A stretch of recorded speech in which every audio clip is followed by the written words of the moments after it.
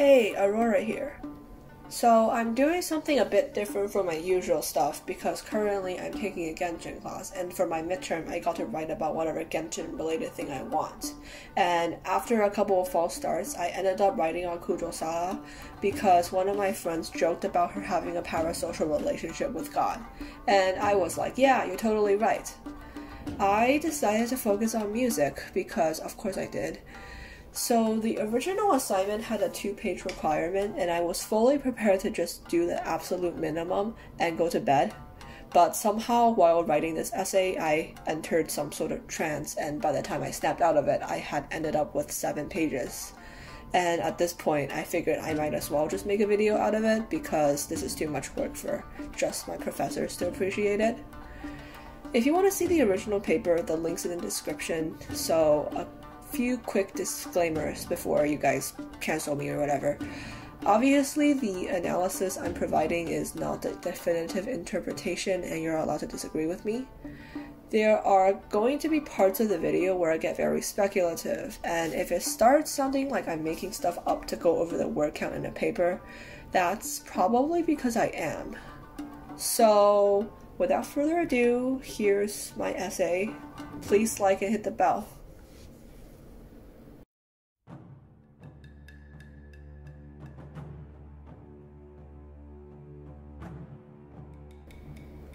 So, from what we've seen of Kujou Sara, I think it's safe to say that she's a bit above average in terms of devotion to the Raiden Shogun. She owns 5 Shogun figurines that she insists on being called statues of Her Excellency, the Narukami Ogosho, God of Thunder, and she has a whole 5-step maintenance process dedicated to cleaning it. And actually, she met Kuki Shinobu because at one point she hired her to maintain her statues and Shinobu stopped a robbery. So, Kujou Sara's status as the #1 Raiden Shogun simp is kind of treated as a joke in the game. But if you get your friendship level high enough to unlock her stories, or watch the lore channel on YouTube, or just went on the wiki or something, you realize that her obsession with the Raiden Shogun is probably trauma-induced. As you know, Kujou Sara is a Tengu who's been adopted by the Kujou clan, and as you probably also know, her adopted father, Kujou Takayuki, is kind of a terrible person, and we can safely add abusive father to his list of crimes. So while Kujou Sara is little and training in the army, she made friends with some of the soldiers in the army, and instead of, being happy that his adopted daughter is adjusting to life in the army and human society in general, he just severely punished the soldiers and essentially yelled at Sara for having friends. I think the exact word he used was pointless. She developed an obsession with the Raiden Shogun because that's kind of the only thing she's allowed to have any sort of attachment to, and this played a huge part in shaping who Kujou Sara is today. All of this has been pretty extensively covered in lore channels on YouTube, and they'll probably cover it better than I ever could. And I'm only giving you this abridged version as context into which we analyze her character theme, because I think her character theme is a pretty good reflection into her backstory, as well as her arc during the Archon quest.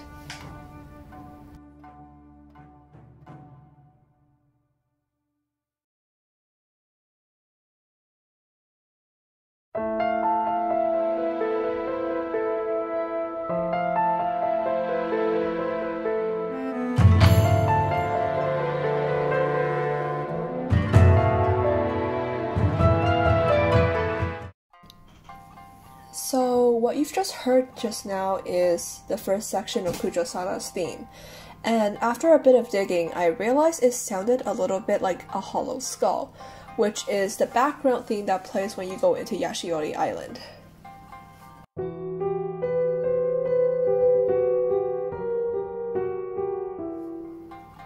Now, interestingly, Kujou Sara is not the only character who has a variation of this melody in her theme.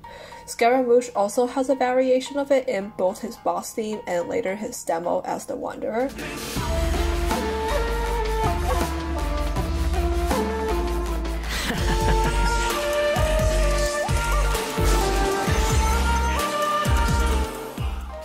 And actually, I think the Wanderer's theme sticks a bit closer to the original hollow skull motif.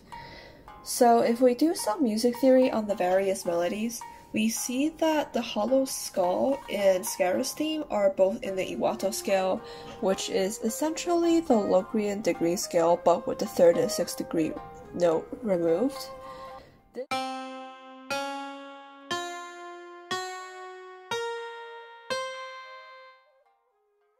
This isn't really that relevant to the analysis, but I do find it super cool because while I couldn't find information on how the Iwato scale is used in Japanese music, Locrian mode is that one Greek mode that is extremely rare in Western classical music.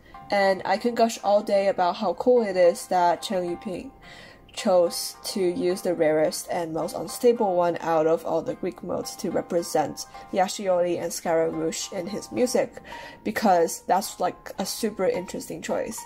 But I am trying to stay on topic and talk about Kujou Sara here, so maybe I'll cover it if enough people want it, but for now we're just focusing on Kujou Sara.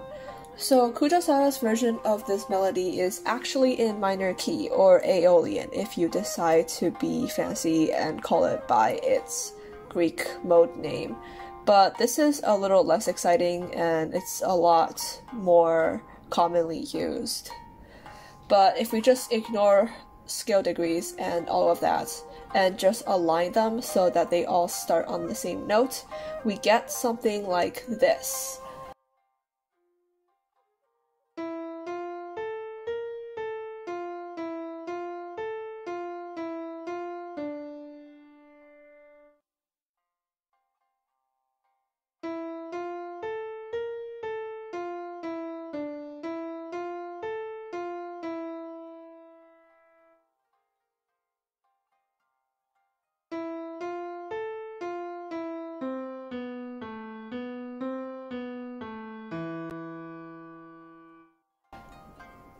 Now, notably, this melody and its variations is not associated with the Raiden Shogun herself, but everyone it is associated with so far has connections to her.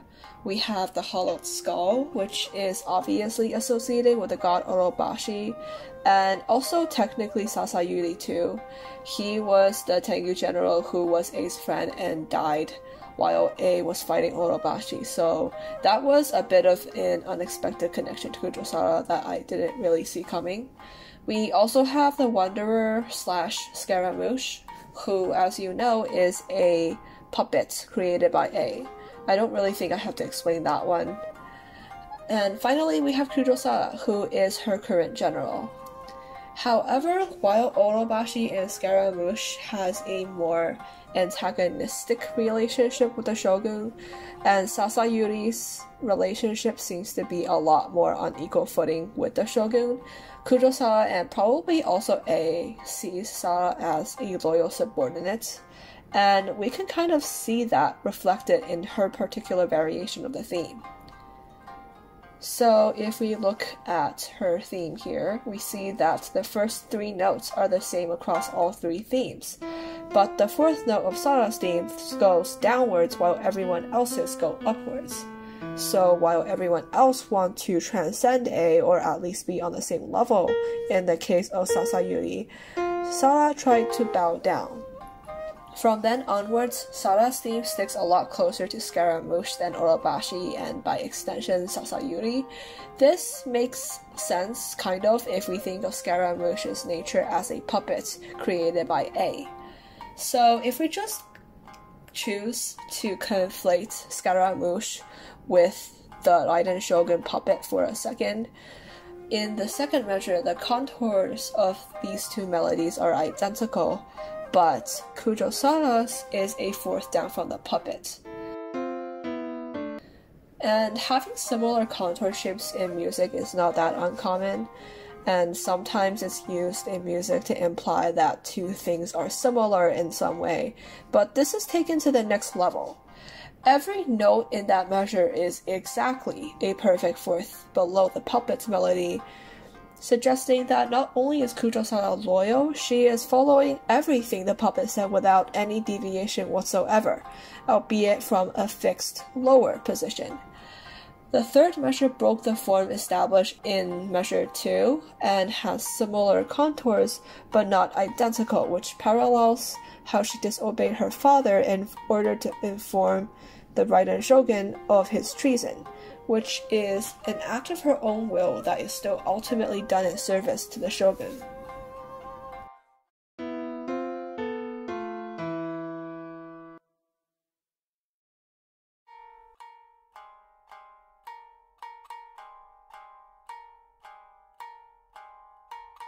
So we covered her first section, which I think establishes her character, but now we're moving beyond that to her actual role in the story.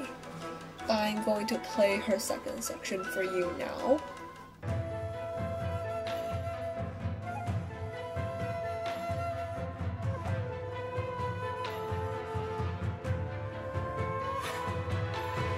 So you can see that this section is structured as a call and response, which is kind of exactly what the name implies.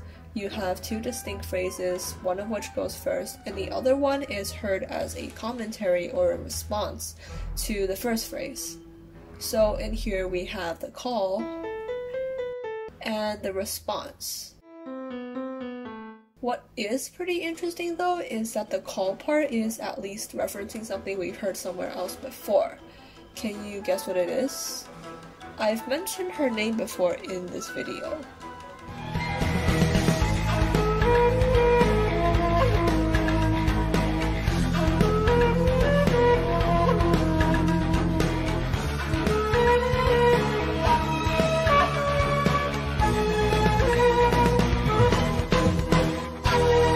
Now, technically, Kujou Sara's theme came out first, so I'm cheating a little bit by calling it a reference.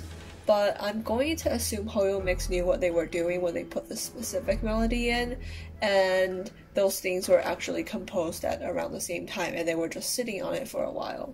I'm not sure why Kujou Sara would reference Shinobu's theme, but I can attempt to make a few theories. One explanation I thought of is that they were going for some sort of A Miko parallel, Kujou Sara being A and Shinobu being Miko. See what I did there?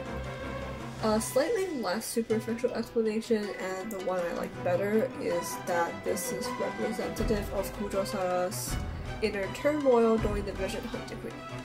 I've mentioned earlier that Kujou Sara was good friends with Shinobu, but according to Shinobu's vision story, she actually surrendered her vision out of consideration for Kujou Sara. And it's possible that Kujou Sara feels some sort of guilt for the suffering she had caused. Not enough to actually stop what she's doing, but you know, it's that classic trope of making a character look less bad by having them feel bad for committing atrocities, but they're still committing atrocities. But I guess I'll just talk about this later in the video. We'll focus on analyzing music for now. If we compare the call and response against Shinobu's theme, we can see that the call part of the theme is pretty much identical in terms of pitch, and the response part is an inversion of the call.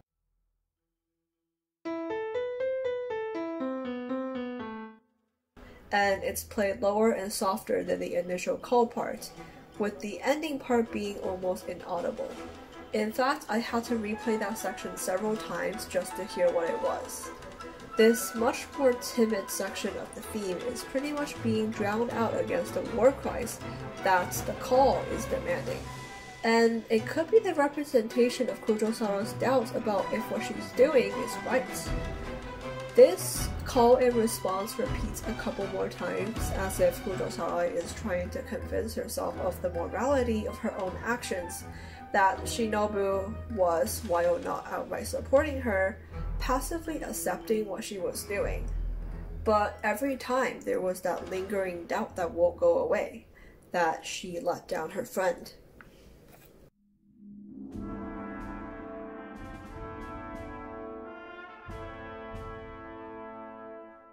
So the third section of the theme is the build-up to the climax of the piece, and I'll play it for you here.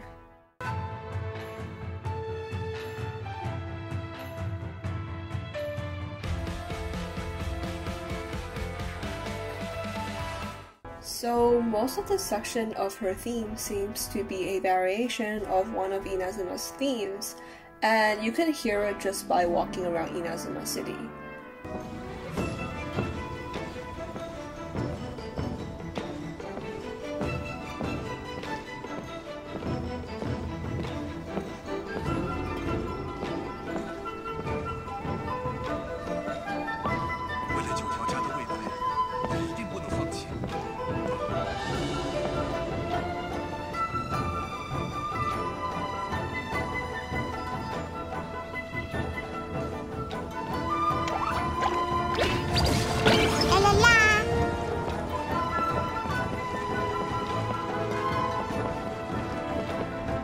Personally, I found it kind of obvious that Sara would reference Inazuma City in her theme, considering her whole I must protect Inazuma shtick, so I will be glossing over this part. What I found more interesting, however, is the transition right before the climactic part of the theme, which I will play now.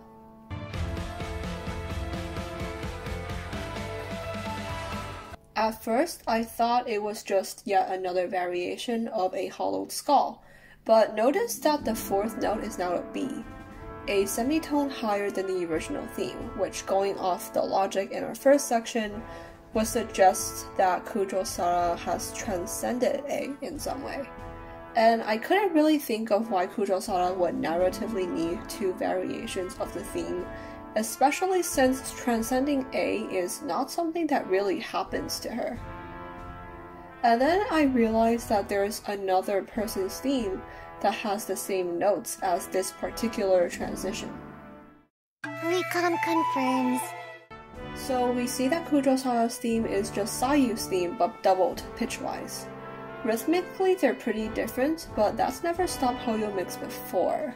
We have the infamous Photon of Fluctuation theme that was originally in 4/4, and they changed it to 6/8 in certain demos such as Yanfei's.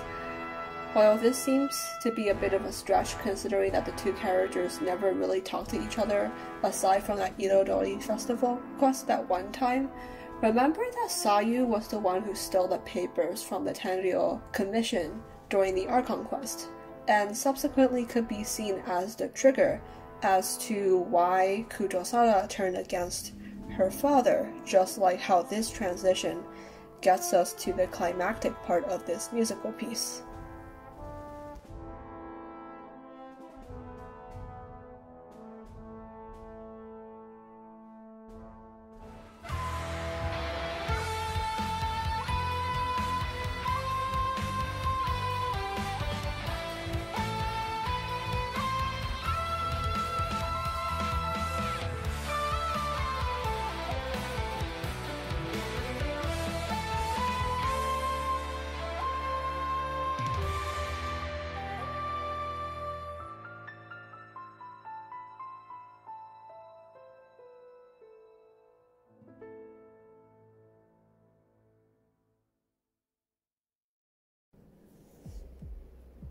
So in this final section, pretty much the only theme that was ever referenced was the Leiden Shoguns, and even then it's really only for the first couple of notes. The rest of the piece is pretty much the only time we ever hear a melody that didn't reference another Inazuma related motif as far as I can tell. This climactic part is also the most unrestrained we've ever heard her melody become. This section is almost entirely played using an electric guitar, as opposed to the traditional instrumentation of previous sections. Now, a lot of characters use electronic instruments in their music, and the electronic guitar is specifically used with characters that are, how do I put this delicately, less emotionally repressed. And it's usually played very vibrantly and energetically. Generally, if the notes are played more staccato than legato, the person is expressing positive emotions, and that is not something you see in Sara's theme. Notably, this section sounds intense and angry, and you get these undertones of anguish and betrayal from the fact that this melody is played legato. Not only that, the notes are being held out. Sara is pretty pissed, I would say. And her anger is not the volatile sort where she's just venting her rage, because usually that type of anger is associated with a lot of dissonance. So an example of that would be like death metal. But this melody is very consonant. This also doesn't feel like righteous anger to me, like she's angry at some sort of injustice. There's a lot of anguish in there that just feels more personal than a moral wrong. Rather, this anger seems to be coming from watching a vital part of her identity being ripped out and destroyed before her very eyes by the person who made that part vital to her identity. If you look past the rage and the betrayal, what's left is almost despair. Kujou Sara spent almost her entire life being told that the shogun and the clan were really the only thing that matters. She was isolated and treated as a tool, and those two aspects are literally enforced. Once she discovered that the shogun was fallible and her clan committed treason, really, who did she have left?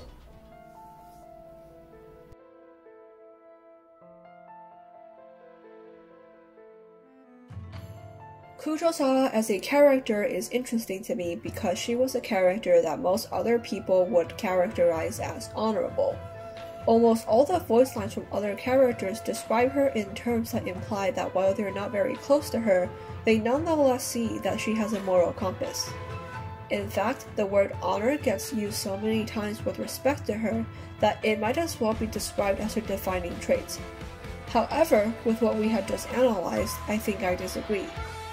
While Kujou Sara has honor, such honor didn't stop her from seizing visions under the Vision Hunt Decree, despite knowing full well what would happen to vision bearers if they lost their vision. Despite being Tengu herself, she still utilized Tenryu Commission resources to persecute other yokai, such as Arataki Ito, rather than attempting to make their lives easier. And as I mentioned above, when she learned of her father's treason, she seems more upset at the fact that he lied to her and the almighty shogun rather than the entire Vision Hunt Decree he helped orchestrate. While from a character perspective, we couldn't expect her to focus on the good of the general populace all the time, especially after the type of upbringing she had and the bombshell she just got dropped on her, the above examples nonetheless illustrates a very important point, that having honor and a moral compass doesn't mean anything if you don't use it. I think that is why while I like Kujou Sara and I do empathize with her upbringing, I don't really think she is a good person. And I think how the way that Traveler and most of the Inazuma cast view her, acknowledging that she is honorable, is kind of sweeping the atrocities she did commit under the rug.